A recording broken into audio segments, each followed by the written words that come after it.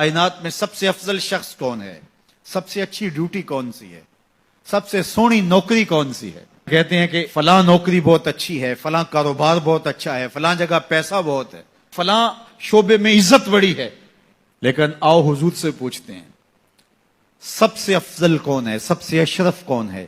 تو میرے حضور نے فرمایا خیرکم من تعلم القرآن وعلمہ، تم میں سب سے افضل وہ ہے جو قرآن سیکھتا ہے اور اوروں کو سکھاتا ہے.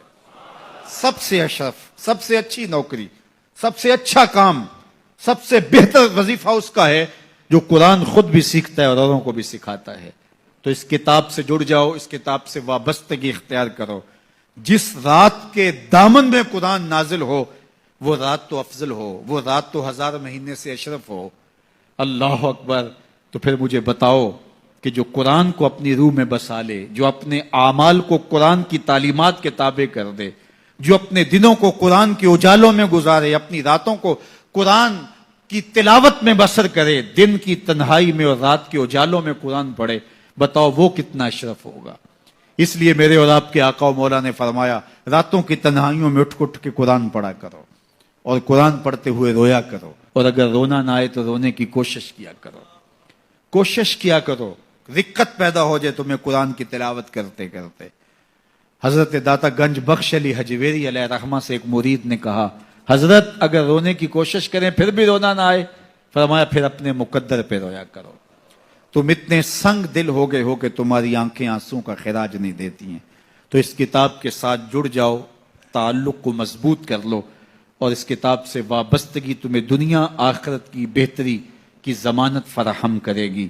اور یہ کتاب زندہ ہے، اس کا پیغام کبھی فرسودہ نہیں ہوا، اس کا پیغام کبھی پرانا نہیں ہوا.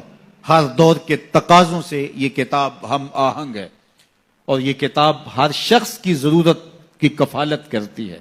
اور پھر اللہ نے اس کو اتنا آسان کیا ہے، اتنا جامع بنایا ہے کہ ہر طبقہ زندگی کے شخص کے لیے قرآن کافی ہے، ہر شخص کی ضرورت کا کفیل ہے.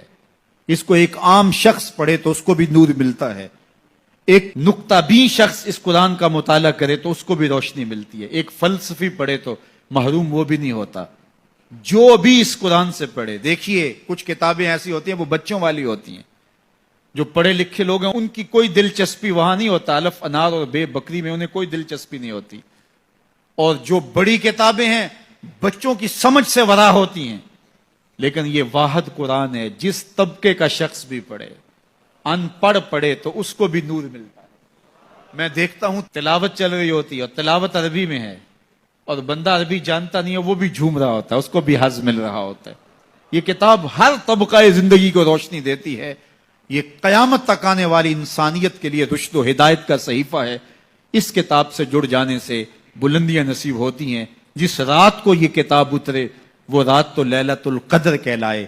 اور جو شخص اس کتاب سے وابستہ ہو جائے اور اس کتاب کو اپنی روحوں میں سمو لے، وہ ذی قدر کیوں نہیں ہوگا، وہ عزت کا مالک کیوں نہیں ہوگا، وہ شانوں اور عظمتوں کا مالک کیوں نہیں ہوگا. تو آئیے میں اور آپ اس رات کی ان خوبصورت پہنائیوں کے اندر اور ان حسین لمحوں کے اندر کتاب اللہ کے ساتھ جڑنے کا عزم کر کے اللہ کے حضور دعا کے لیے ہاتھ پھیلائیں کہ اے اللہ ہمیں اس کتاب کے ساتھ جوڑ دے.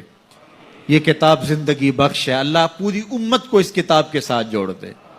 اقبال کہتے ہیں فاش می گوئم آنکھ در دل مزمرست، این کتابیں نیز چیزیں دیگرست.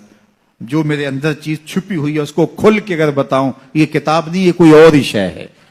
یہ زندگی بدل شے ہے، یہ حیات ساز کتاب ہے، یہ زندگی کو روشنی اور اجالوں سے بھر دینے والی کتاب ہے، یہ پستیوں سے اٹھا کے بلندیوں تک پہنچانے والی کتاب ہے. اس کا حرف حرف روشنی ہے، اس کا لفظ لفظ اجالا ہے. یہ زندگی کو زندگی کا حقیقی نور دینے والی کتاب ہے. اس سے جڑنے والے کبھی محروم نہیں ہوتے، سرخرو اور سربلند ہوتے ہیں.